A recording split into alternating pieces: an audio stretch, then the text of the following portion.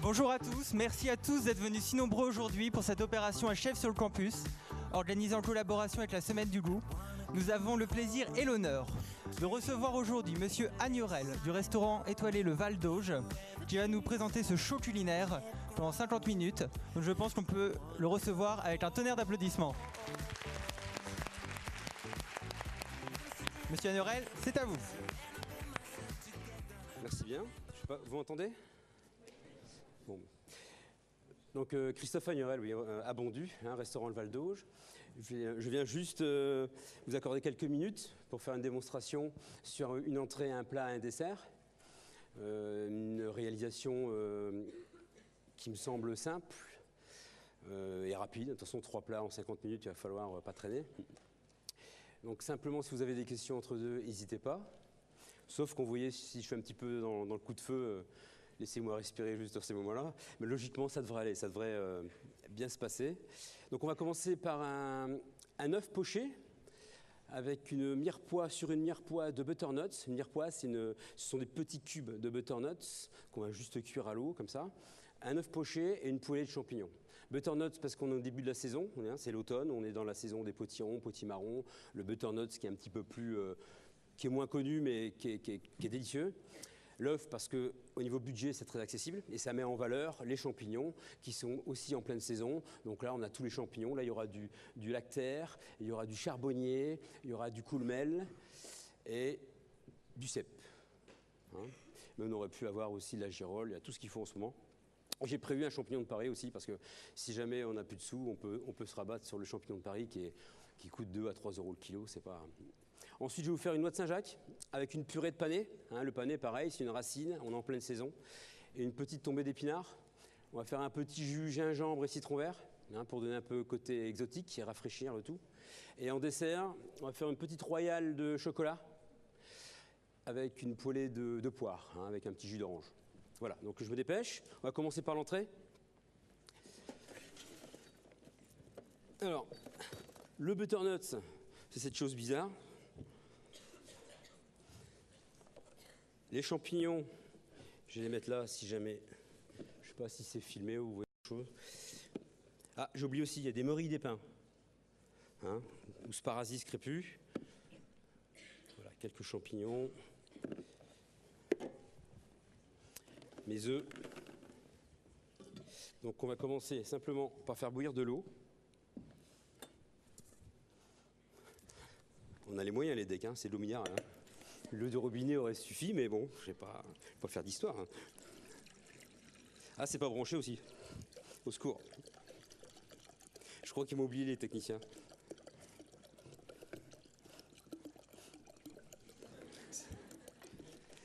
Je crois qu'ils sont partis manger, non ? Ils m'ont oublié.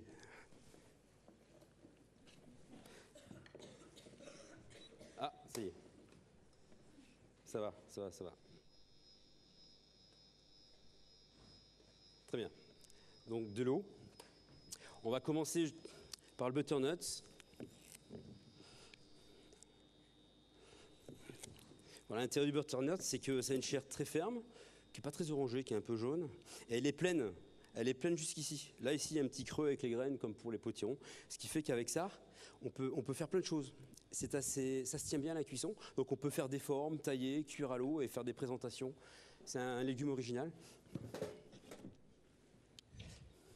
Bon, là, je vais faire des parures. Mais à la maison, il faut éplucher correctement avec le couteau comme ça. On va faire un minimum de parures. Là, je vais faire des grosses parures pour être dans le timing. Voilà.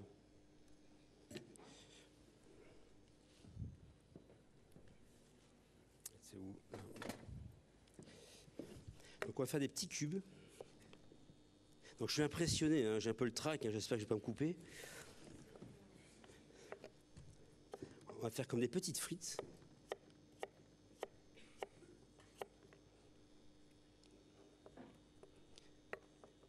On va essayer de faire ça régulier. C'est un intérêt esthétique et aussi ça a un intérêt pour la régularité de la cuisson. Pour pas qu'il y en ait des crus, des trop cuits. Voilà. Je vais en faire quelques-uns. Bon, je fais une démo sur une verrine, hein, je ne vais pas en faire pour tout le monde. Il va falloir que je vienne plus tôt. Voilà. Moi, juste un peu plus vite là. Je prends confiance en moi, c'est pour ça. Allez hop, ça commence à bouillir. Vous ne voyez pas là quand ça boue.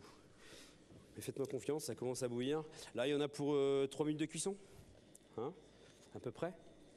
Pendant ce temps-là, j'ai préparé les œufs. J'ai préparé 3 petits ramequins. La forme n'a pas tellement d'importance. Je vais mettre une petite goutte de vinaigre blanc dedans. Le vinaigre, c'est un coagulant. Et pour faire un œuf poché, on a besoin que l'œuf qu'on va être plongé dans l'eau se coagule pour qu'il fasse comme une peau tout de suite, qu'il enferme le jaune, qui lui doit rester après très moelleux, très coulant.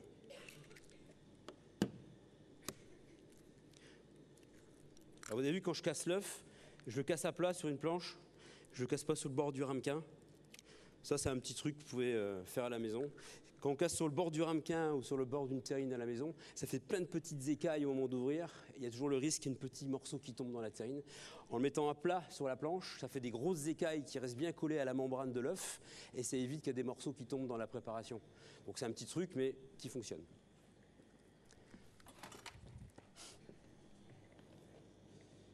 Voilà, donc là ça va bouillir tout doucement. Je pense que je vais prendre une autre casserole d'eau pour aller plus vite.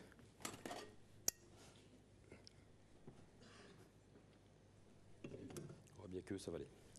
Donc là, l'intérêt, c'est qu'ensuite, on va basculer l'œuf dans l'eau pendant 3 minutes. Et là, il va s'envelopper de la petite peau, comme j'ai dit, il va cuire. Il faut que le jaune reste moelleux. Hein. Donc surtout, pas de sel dans l'eau à la cuisson, parce que le sel est un anticoagulant. Et là, l'œuf va se disperser dans l'eau et la recette ne va pas fonctionner. Voilà, donc ensuite, on va préparer les champignons. Bon là, je les ai lavés avant de venir. Vous comprenez bien que je n'allais pas faire tout sur place. Donc là, ils sont propres. Donc là, on a du charbonnier. Ça, c'est un coulmel. Ça, c'est un champignon de Paris. Là, c'est du sparasis crépus, hein, dit Maurice Despins. Et là, on a du cèpe. Donc, c'est des petits cèpes. Hein. La nature n'a pas été généreuse. Je remets son chapeau, là. Donc, on va travailler là-dessus.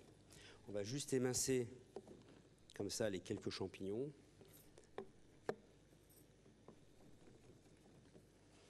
Peu de coulmel. La Maurice Despins, ça s'effrite. Hein. Juste.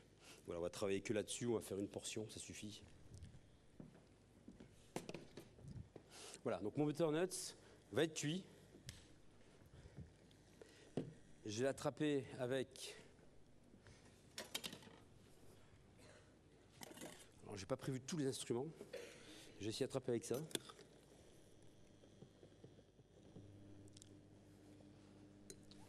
Donc on va le mettre bien chaud au fond de la verrine. C'est une jolie couleur dorée à la cuisson.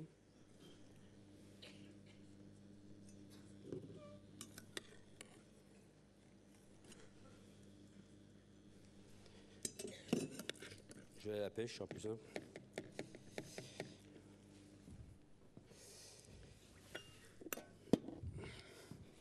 Je vais en faire une deuxième.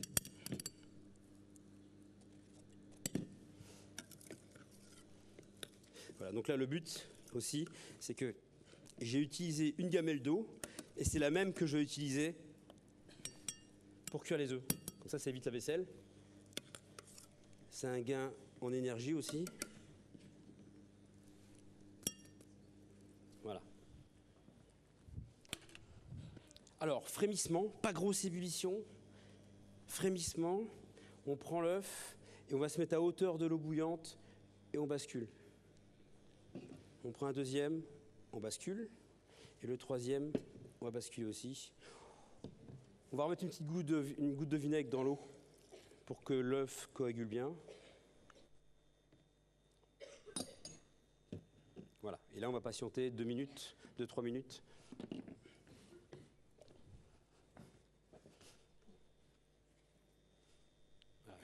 Juste surveiller que ça ne bout pas, sinon ça va. Il faut que ça frémisse. Pendant ce temps-là, je vais prendre la poêle de l'autre côté.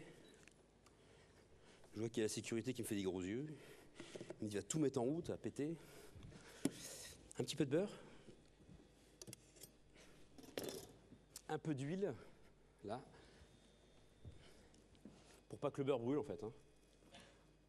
Une goutte d'huile dans le beurre, c'est pour éviter que ça brûle. Et pour donner du goût aux champignons, on va mettre une petite rondelle d'oignon doux des Cévennes. C'est un oignon, alors doux, comme son nom l'indique, qui est plein d'eau, qui est légèrement sucré, qui cuit très vite. Donc j'ai juste coupé de rondelles comme ça, vous voyez. On va la colorer. Ça a un petit côté gustatif, ça a apporté un petit côté gustatif à l'oignon. Et en déco, c'est sympa aussi.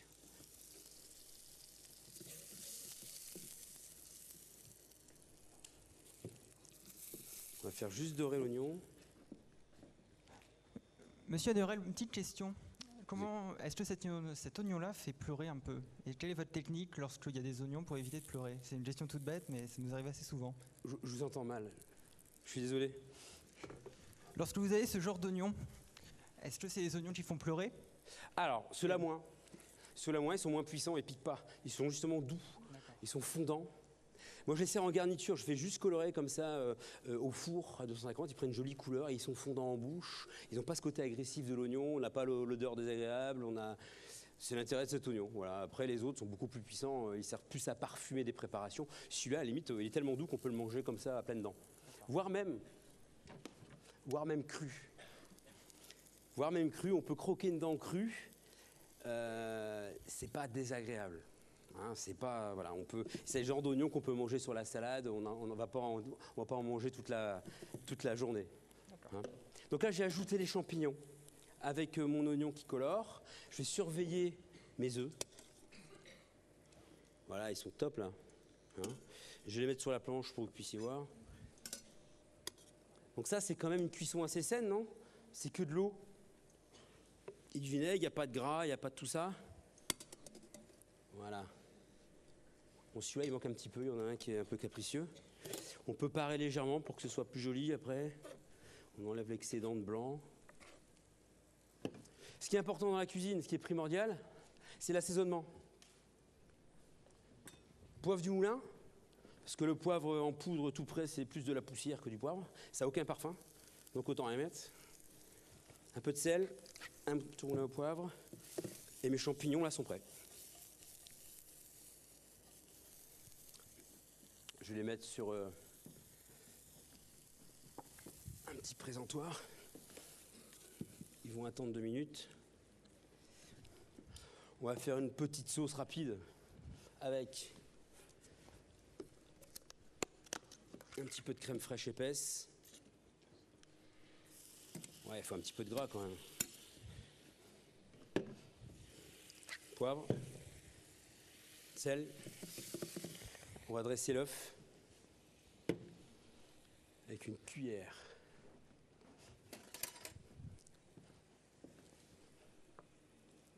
Hop, l'œuf poché dessus. Je vais retirer mon dernier.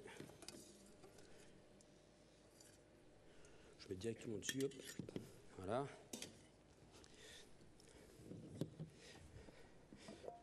La petite crème. Alors je vais mettre un peu de sel sur l'œuf aussi, hein, parce que l'œuf, dans le coup là, lorsqu'on cuit de l'œuf dans du vinaigre, c'est assez fade, il n'y a pas eu de sel. Voilà, ma petite crème dessus. Mes quelques champignons. L'oignon doux. Des Cévennes, on a dit. Voilà. Donc ça fait une petite entrée sympa. Si vous voulez mettre une petite gourmandise, une petite touche croustillante, on peut faire une petite tranche de pain de mie, juste torréfiée, vous savez, pour que ça soit croustillant. Je vais essayer de vous faire voir, si j'ai 2 minutes. On va remettre un petit peu de chaleur là-dessus.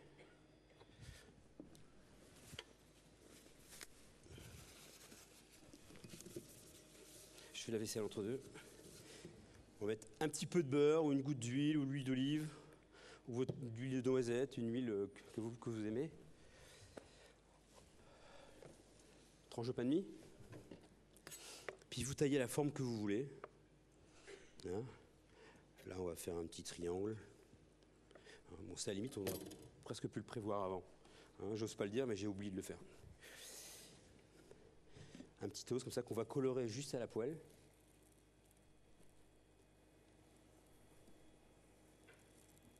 Et ça va apporter un petit peu de couleur, de croustillant à la préparation. Voilà.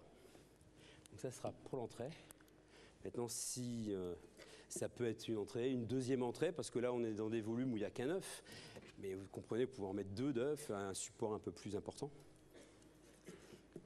Voilà, donc là, on est en train de toaster mon petit pain de mie. Est-ce qu'on a le temps de vous poser une petite question là? Ah, je suis à vous, je vous écoute. Alors, est-ce que quelqu'un dans la salle a une question à poser, ou sinon j'enchaîne avec les miennes? Oh, il y en a. Voilà, ça fait un petit crouton en fait, vous voyez. Bonjour chef, j'aurais une question concernant les butternuts que vous avez fait cuire avec, dans l'eau avant les œufs. Vous les avez pas du tout assaisonnés, vous voilà. n'avez pas peur que ça soit fade ou... C'est ça. Donc logiquement, il aurait fallu saler l'eau pour cuire le légume, pour qu'il soit assaisonné. Là, je ne l'ai pas fait, comme je vous ai dit, parce que je récupère la mémo qui bout pour cuire l'œuf derrière. Et comme le sel, c'est un anticoagulant, ça n'aurait pas été possible de cuire l'œuf. Donc, le mieux, c'est de rassaisonner un petit peu. Bon, je n'ai pas fait devant vous. Effectivement, ça, c'est précis comme question. Hein. Je ne pensais pas qu'on allait la poser. Il aurait fallu, quand on a mis le butternut, peut-être saler un petit peu le butternut pour que tout soit assaisonné. Hein, j'ai parlé d'assaisonner le champignon, la sauce, l'œuf à la sortie de cuisson. Il est vrai que le butternut en dessous a besoin d'être assaisonné dans cette organisation-là. Mais logiquement, tous les légumes sont cuits. Quand on les cuit à l'anglaise, on appelle ça dans de l'eau salée, sont forcément assaisonnés parce que l'eau est salée. Donc soit un légume vert ou là le butternut cuit à l'eau, logiquement en sortie de cuisson il est assaisonné. Mais là pour des côtés pratiques, d'économie de... Parce que dans les chambres d'étudiants, j'imagine qu'on n'a pas 4 plaques chauffantes, on fait bouillir une gamelle, l'intérêt c'est de faire tout d'un coup. Voilà. Mais la question est précise, c'est bien. J'aurais dû l'assaisonner avant, c'est vrai.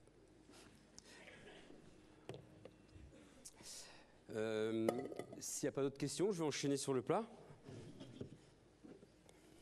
Est-ce qu'on a le temps juste pour une petite question? On est un peu... Ouais. Vous voyez, l'intérêt de l'œuf poché, parce qu'on ne le voit pas là, on le voit que la dégustation, c'est quand vous coupez, regardez l'intérieur. Vous voyez, c'est coulant.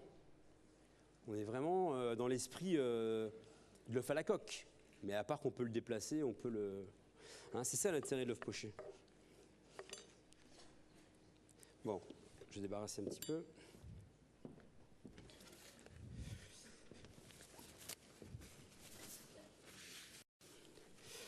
Donc maintenant, on va s'attaquer à la Saint-Jacques et à la purée de panais. Donc là, il faudrait que je change l'eau.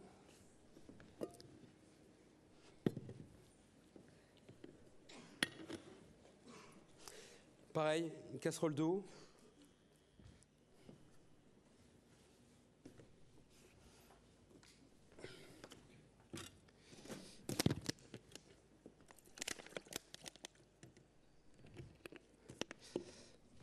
Plus. Là, j'en avais... Donc on va démarrer une purée de panais. Donc le panais, si je le fais aujourd'hui, c'est que j'ai vu quand même qu'il était présent maintenant dans pas mal de boutiques, dans les grandes surfaces, chez les maraîchers. Voilà, donc là c'est comme une grosse carotte blanche. Pour moi, elle a un gros intérêt, c'est qu'elle est très parfumée. On est sur une carotte qui est beaucoup plus parfumée, plus fleurie, c'est un parfum très fleuri. C'est facile à travailler, ça se tient bien dans les cuissons. Vous mettez ça dans un pot-au-feu, ça devient le meilleur pot-au-feu du monde parce que c'est très parfumé. Et pareil, c'est accessible, hein, ça coûte 2-3 € le kilo, c'est pas une fortune. Donc là, alors pour éplucher un panais comme pour une carotte, on coupe d'abord les extrémités, hein, pour bien faire. Et après, on part du haut vers le bas. Bon, je vous dis ça, c'est ce qu'on apprend à l'école. Hein. Et j'ai vu il n'y a pas longtemps dans Masterchef aussi, il y a Frédéric Anton qui en a repris 2-3 en expliquant que ça s'épluchait comme ça. Donc je me suis dit... En parlant d'école justement, est-ce qu'on peut vous demander quelle est votre formation? Parce qu'on se demande. Moi, elle est très basique. C'est le métier que je voulais faire depuis toujours. Donc au lieu de passer en seconde, comme c'était prévu, je suis parti directement sur un apprentissage et je voulais travailler sur le terrain directement. Donc voilà, un apprentissage basique. Et après, j'ai travaillé sur l'île. À l'époque, mon premier emploi, c'était sur un restaurant étoilé qui s'appelait La Devinière. Après, sur un qui avait 2 étoiles à l'époque, à Lille, il y en avait un qui s'appelait Le Flambard. Et ensuite, je suis tout de suite parti sur Reims, sur Paris, chez Robuchon. Et j'ai fait un peu, pas le tour du monde, mais je suis allé au Liban, je suis allé aux États-Unis, un petit peu travailler. J'ai fait en tout 9 maisons, à travers la France, sur Aix-en-Provence, à l'étranger, avant de revenir sur Bondu et de reprendre le Val d'Auge. Pourquoi le Val d'Auge? Parce qu'à l'époque, on avait un petit bébé qui avait 6 mois, une petite fille qui avait 6 mois, et juste à côté du Val d'Auge, j'avais une école maternelle. Et je me suis dit, tiens, ce serait sympa ce restaurant, ce serait pratique. Et ça s'est fait comme ça. Voilà, donc là, j'émince finement pour que ce soit rapide. Mais à la maison, pour faire des cubes, comme lorsque vous démarrez une purée, vous faites un cube, et ça cuit un peu plus longtemps, mais c'est aussi efficace. Voire même mieux, parce que plus c'est épais, moins le goût va partir dans l'eau, là. Parce que là, en coupant fin, le goût va un petit peu partir dans l'eau. Et ça sera, c'est plus compliqué après, ça a moins de goût. Je mets du sel dans l'eau, pour que ce soit assaisonné. Voilà. Et là, pareil, il y en a pour 5 minutes de cuisson quand même. On va avoir un petit peu la Saint-Jacques.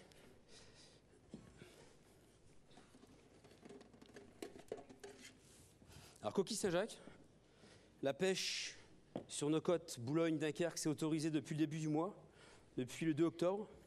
Je le dis parce que si vous voyez des Saint-Jacques avant, c'est pas de chez nous, c'est d'ailleurs. Et là, ça va durer jusqu'à début mai, en gros tout l'hiver. Donc notre Saint-Jacques fraîche. Donc là, on coupe le scotch, il tient. On ouvre, et il y a notre Saint-Jacques qui sont là. Bon, c'est pas comme ça naturellement. J'ai juste nettoyé à la maison avant de venir. Parce que je savais qu'on avait des soucis d'eau, donc j'allais en mettre partout et c'était pas très, ça donne pas tellement envie, avec la barde, le sable. Voilà, donc là je les ai préparés et il n'y a pas 3 Saint-Jacques par coquille, il n'y en a qu'une. Parce que là, c'est la Saint-Jacques de Tchernobyl. Voilà, le pané qui cuit, les petites Saint-Jacques fraîches décoquillées. Pour le jus, un citron vert, un petit peu de gingembre frais. Le gingembre, c'est top quand même, c'est un goût très frais, très exotique. Puis après, ça a d'autres propriétés, je ne sais pas lesquelles.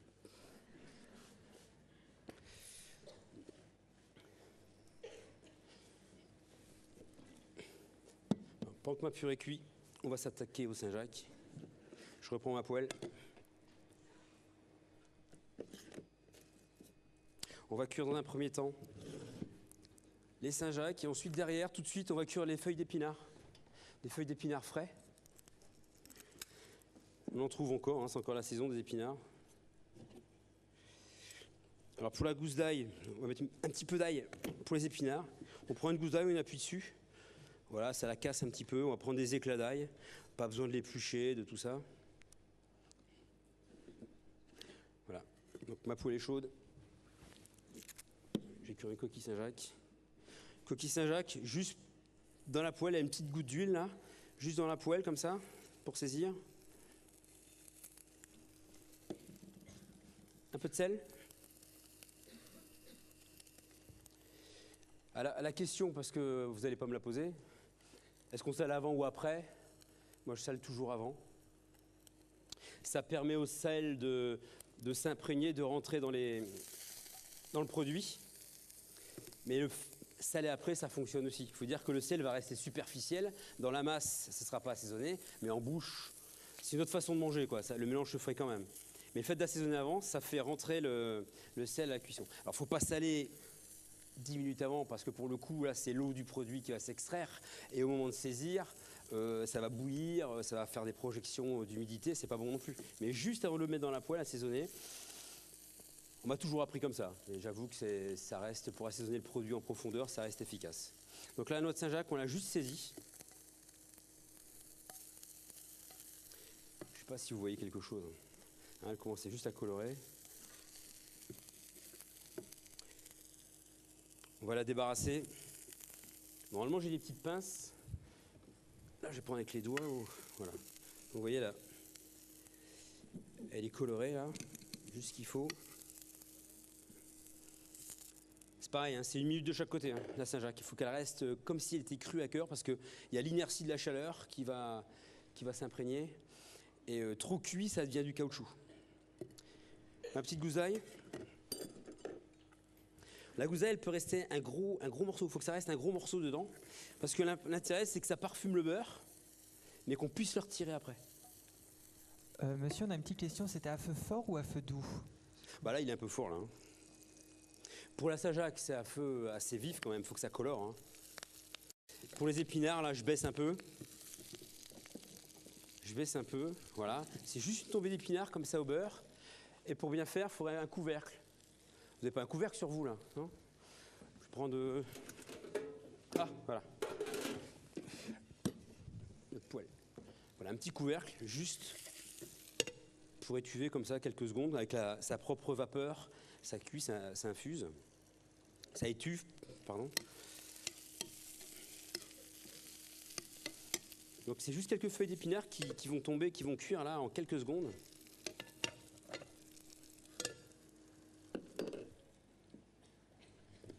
Pendant ce temps-là, ma purée va bien. Pendant ça, est-ce qu'on peut vous proposer une petite question?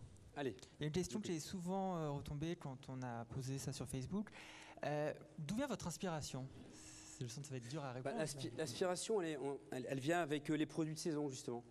C'est la saison, au fil du temps, les produits arrivent, soit par des autorisations de pêche, on en a parlé pour la Saint-Jacques, soit la nature qui décide, chaque produit a ses saisons, et elle décide d'amener les premiers fruits rouges, d'amener là, les courges, et donc c'est en allant sur les marchés, en allant voir mon maraîcher à Marc-en-Barœul, juste derrière.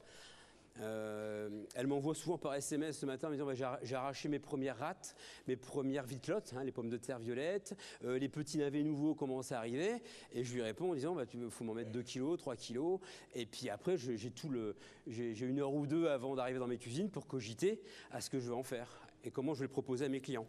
Mais ça, pour moi, la cuisine, ça devrait être tout le temps comme ça. C'est pour ça que quand il faut imprimer des cartes pour proposer aux clients ce qu'on va manger ou je suis malheureux à chaque fois, quoi. Et Dieu merci, dans mon restaurant, 80% c'est le menu du chef. On a un menu surprise qui n'est pas imprimé.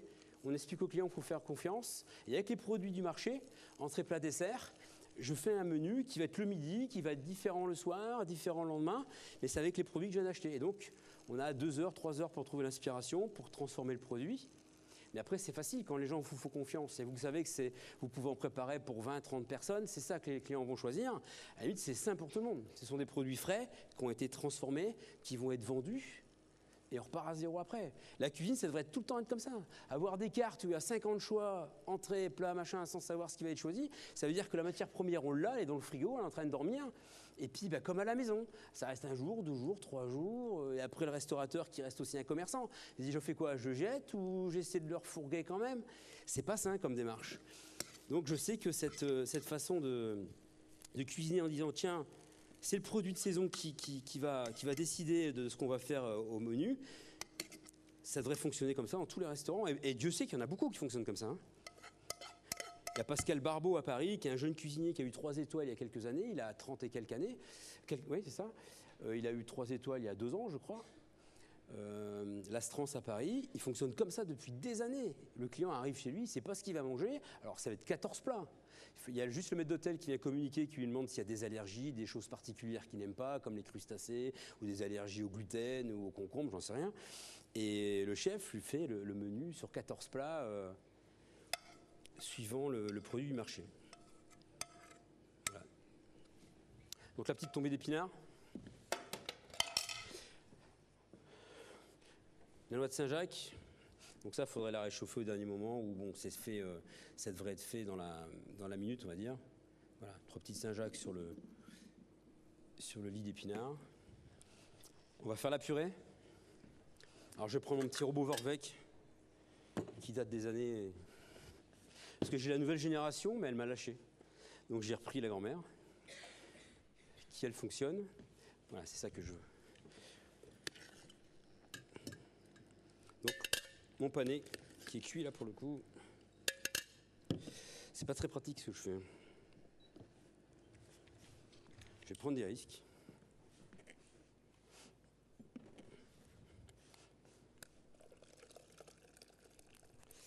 Ça fait mal.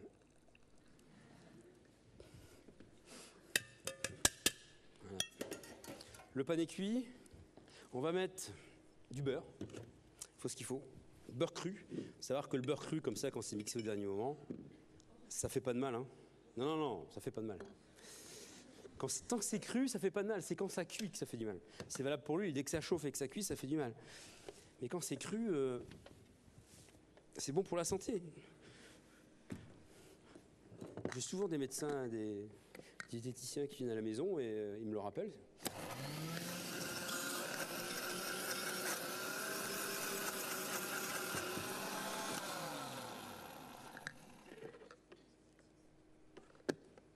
Je vais mettre une petite goutte de lait. Ah non, de crème. Une petite goutte de crème. Voilà. Pour alléger.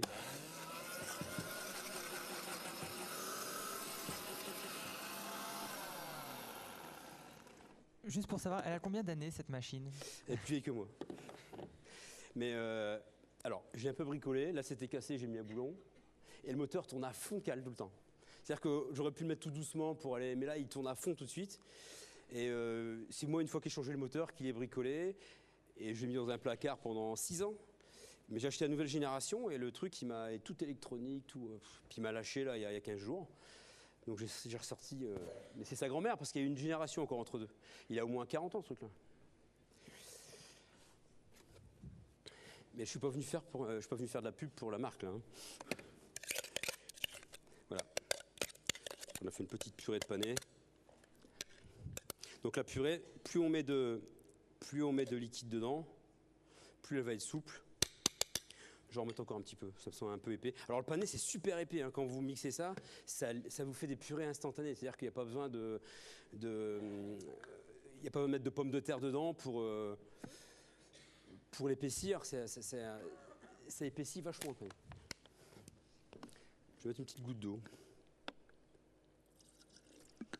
Parce qu'en fait ce que je voudrais faire c'est une purée un petit peu souple, pas trop épaisse.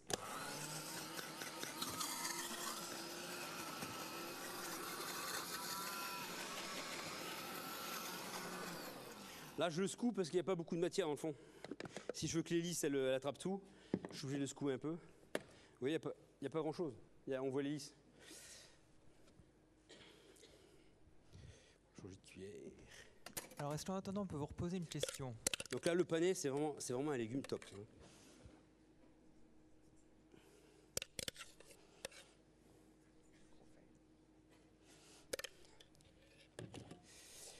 Il y a une chose que j'ai oublié de faire aussi, c'est le jus. On va faire le petit jus, la petite sauce qui va avec. J'ai perdu ma poêle. Je vous écoute, hein.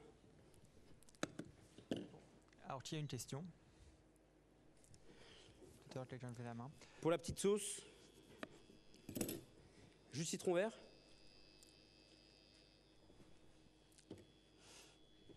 Un peu de beurre. Le zeste du citron vert, avec une petite râpe de zeste, voilà. Le gingembre frais.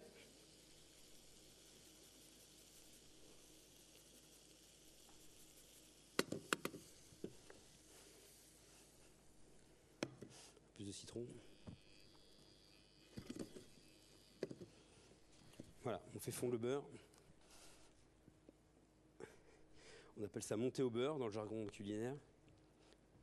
On remue comme ça jusqu'à temps que le beurre fonde. Monsieur, vous préférez le gaz, l'électrique ou l'induction? De plus en plus l'induction, on s'y habitue. Hein. Et pourquoi? Maintenant, j'avoue que dans un premier temps, c'est tellement puissant, tellement précis, qu'on a du mal à s'habituer, on se fait souvent surprendre. Comme là tout à l'heure, pour saisir les Saint-Jacques, j'ai dû baisser vite fait parce qu'on voyait le beurre qui allait brûler. Mais c'est tellement efficace, tellement rapide. Sur l'induction, en plus, on a 2 fois plus de puissance que sur le gaz. Et il y a un gros intérêt à l'induction qui n'est pas des moindres. C'est que, regardez, là, ça c'est une casserole à induction. elle est nickel. Les fonds de casserole restent comme ça. Ça, c'est une casserole qui a déjà 3 ans. Ça reste nickel, quoi. Le gaz, tout serait noir. On passe des plombes à nettoyer. Et là, avec l'induction, c'est l'intérieur de la casserole qui chauffe. Donc, on n'a jamais de... Ça va 2 fois plus vite à laver. Donc, plus de puissance, plus de précision. Et c'est super pratique. Mais le gaz, il y a des recettes, comme pour cuire un risotto. L'induction, c'est compliqué, ça attache trop. Pour faire une omelette traditionnelle, comme on apprend à l'école, c'est-à-dire où il faut, un peu comme le wok, il faut que ça chauffe la base et les côtés de la poêle, hein, pour qu'on, lorsqu'on fait l'omelette, tout se décolle. Il n'y a que le gaz qui peut faire ça, l'induction, il n'y a que le fond qui chauffe. Mais à la réponse, c'est l'induction, je préfère ça, bien sûr. Mais à la maison, j'ai les deux. J'ai un petit gaz et j'ai 2 plaques, une plaque à induction. Voilà. Donc, la purée de panais, la petite tombée d'épinards, les noix de Saint-Jacques saisies et le petit jus de citron avec le gingembre. Voilà, donc j'ai mis là-dessus, mais ça peut être présenté comme vous voulez. On va passer au dessert. Je suis dans les temps, non? Il faut que je me dépêche.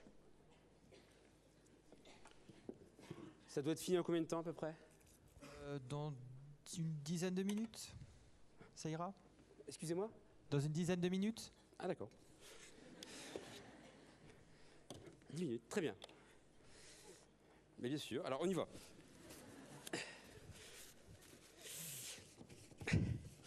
Je vais commencer par la royale au chocolat. Royale au chocolat, il n'y a pas plus simple, mais il faut juste un ingrédient que vous n'avez pas.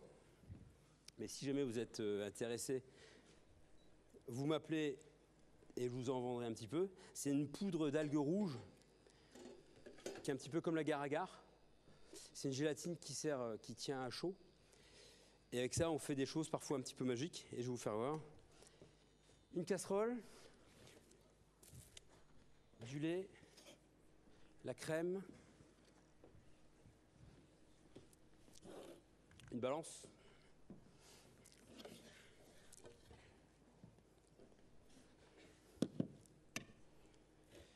Je vais retirer un petit peu tout ça.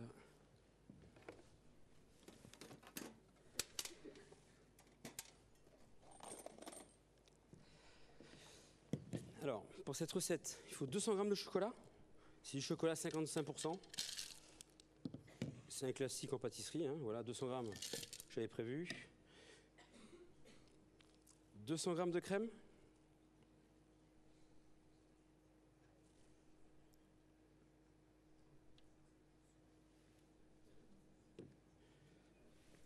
Qu'on va mettre à bouillir.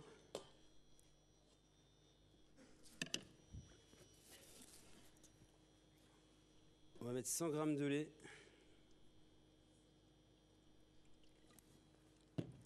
Et 100 g d'eau.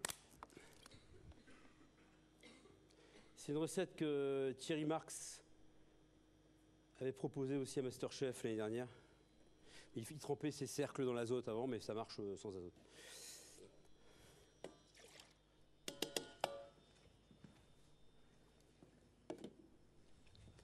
Voilà. Donc on va faire bouillir l'ensemble. Mon chocolat. Je vais faire un petit peu de ménage. Vous regardez souvent les émissions type Vous Masterchef? pouvez poser des questions pendant que je nettoie, si vous voulez.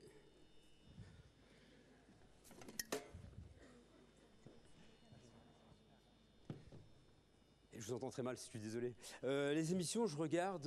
bah non, parce que c'est à l'heure où je travaille, donc c'est ballot. Mais je regarde un petit peu, allez, 1 fois sur 2, 1 fois sur 3, Masterchef, la deuxième partie de l'émission, qui synthétise un peu l'émission d'avant et un petit peu les coulisses. Mais dans Masterchef, j'ai un copain à moi qui joue là, c'est Frédéric Anton, le chauve.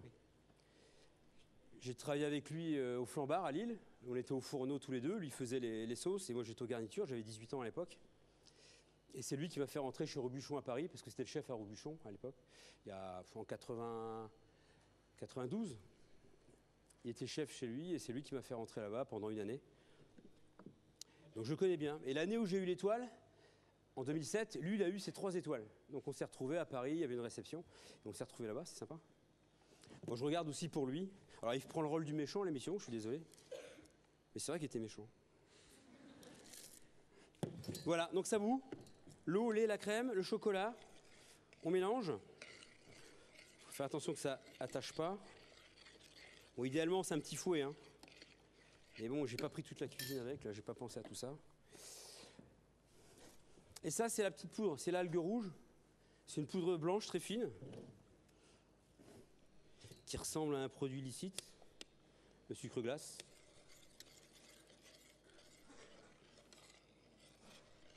Voilà, donc le chocolat est fondu.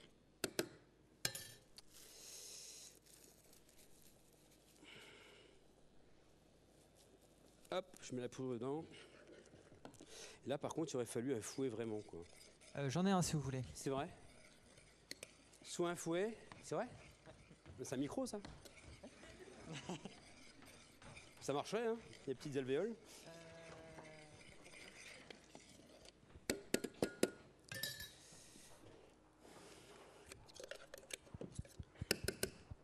Bien que le mieux, ça aurait été ça. Non.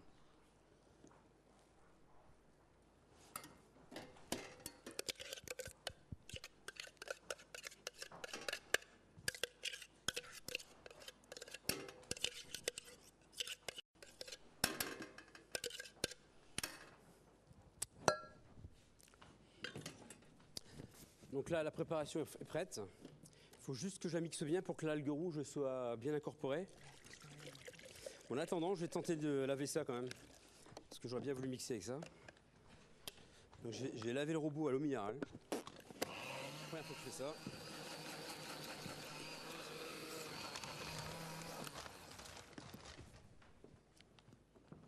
Ah oui, d'accord. Ça va aller? Vous assumez? Vous allez assumer, c'est bon? Allons-y, qu'est-ce que je fais? Ça, c'est un fouet, ça. Ça, c'est un fouet. C'est un petit fouet.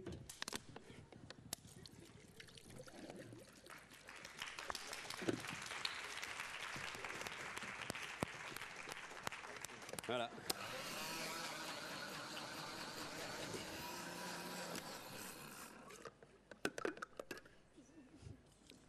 Ça tâche pas? J'ai la bonne idée de mettre mes lunettes. Voilà, c'est bon. Bon, ce que je vais faire, pardon. Pour être sûr, je vais mettre un petit coup de mixeur quand même. Pour être sûr que mon algue elle soit bien incorporée.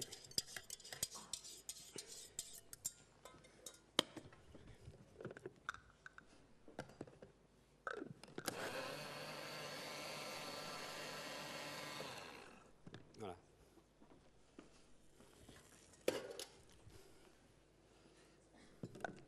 Donc ça fait un mélange, vous voyez, lait, crème, chocolat. C'est forcément liquide.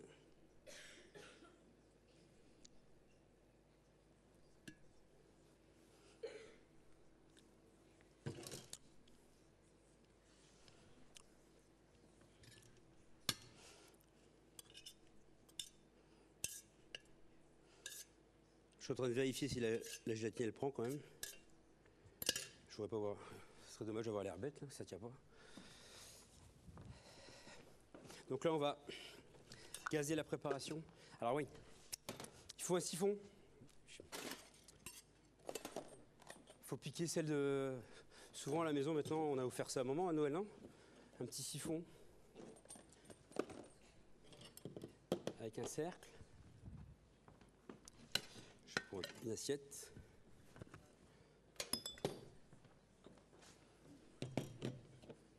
Un cercle. Et derrière, il doit me rester 2 minutes pour faire les poires.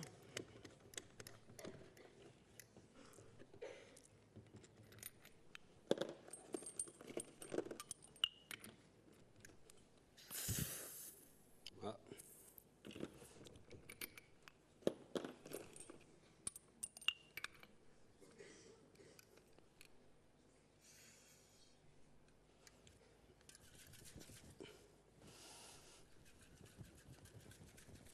On va bien incorporer l'air. Et on met la préparation. Le but de mettre dans le siphon, c'est que ça met de l'air dans la préparation, ça l'allège. L'algue rouge va commencer à serrer la préparation et ça fait un fondant au chocolat sans cuisson. Quand on va le démouler, normalement, ça va se tenir, et qu'on coupe avec la cuillère, ça reste fondant à l'intérieur. Pour accompagner ça, on va faire une petite poêlée de poire, rapidement.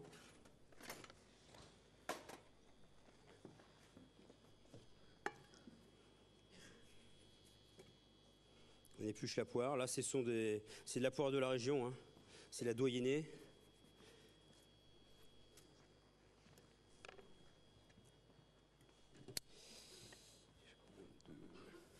Ah, voilà. Je sais que j'ai d'autres couteaux.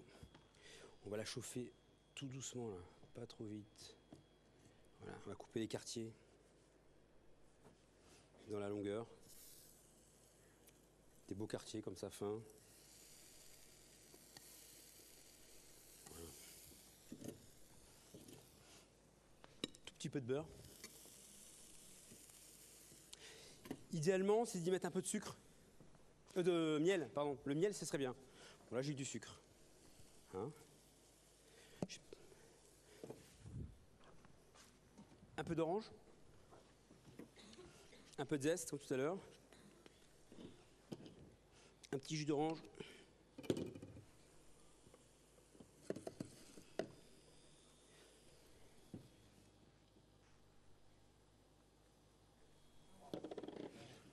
Voilà. Et quand on tape au milieu, c'est encore liquide. Alors c'est encore liquide là pendant les 2 minutes qui suivent. Après, forcément, tout doucement, ça fait plus comme un flan qui va rester chaud, hein. Ça fait un flan chaud, donc c'est intéressant. Et forcément, là, donc la poire, je fais caraméliser un peu avec le sucre pour qu'elle ait une jolie couleur. Je vais déglacer avec du jus d'orange. Bon, enfin, si vous préférez les grands marniers, ça marche, hein. Parce que je ne veux pas d'histoire avec la police du campus, là, mais... Voilà. Donc on déglace au jus d'orange, ça s'épaissit un petit peu. Hein.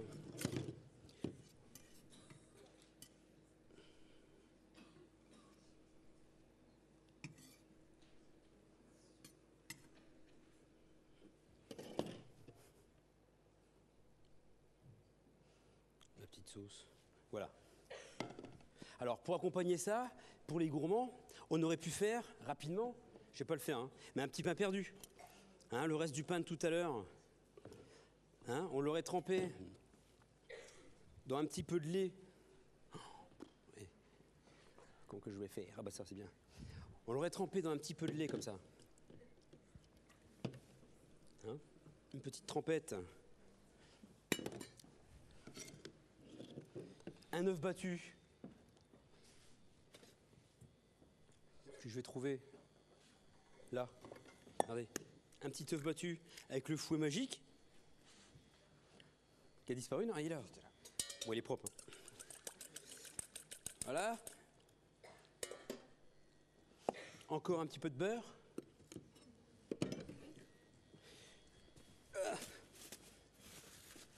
La poêle propre, bien sûr. Un petit peu de beurre. Ça.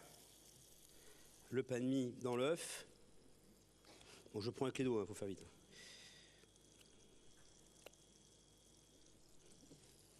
Voilà. Un petit pain perdu à la minute, là.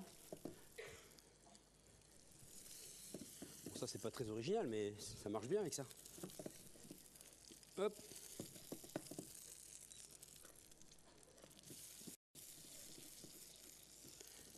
Voilà.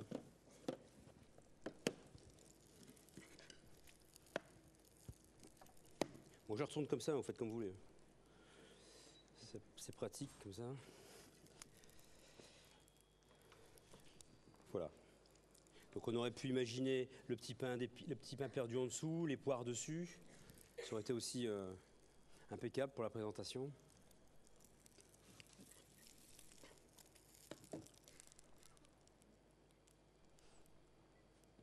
Voilà, pour moi c'est bon, hein.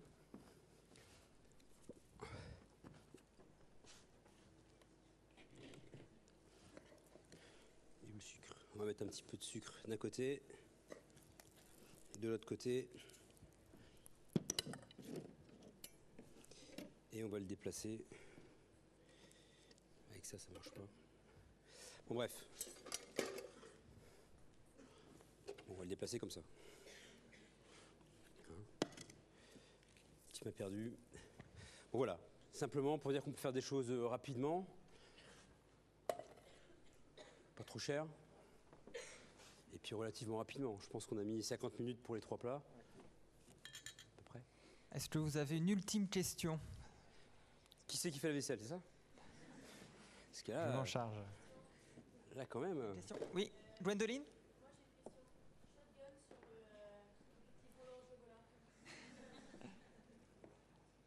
Je crois que vous avez une fan. Ouais, je peux en faire plusieurs. Bon, bah, en tout cas, comme on Je arrive. m'y applique. En tout cas, monsieur Amiral, merci beaucoup. Je voulais tout sincèrement vous remercier. Ça mérite. Ça mérite. Pendant qu'on est dans les remerciements, je remercie monsieur Mayer, monsieur Charpentier pour leur aide, la régie, merci beaucoup, vous avez vraiment été géniaux. Merci à vous d'être venus, merci à tout Gourmedec, l'équipe de Lille et de Nice, vous avez vraiment été géniaux. Simplement, on en profite pour faire la promo pour les prochains événements. Donc mercredi prochain en face du BDE, on vend les préventes pour notre prochain cours de cuisine spécial Wok, spécial cuisine asiatique. Donc venez nombreux et nous avons le grand honneur de vous annoncer que, officiellement, nous allons organiser un concours inter-asso type un dîner presque parfait. Donc ça s'appellera une colloque presque parfaite. Et l'association gagnante représentera les decks lors d'un concours inter-école type Masterchef. On vous en reparle bientôt, mais on espère inscription de toutes les écoles. Encore un tonnerre d'applaudissements, s'il vous plaît. Merci. Pour monsieur Agnorel. Merci à vous d'être venus et très bon après-midi. Merci à vous. Ça a été? Ouais. Bon, ça va. Moi, s'il y en a qui veulent goûter. Pardon.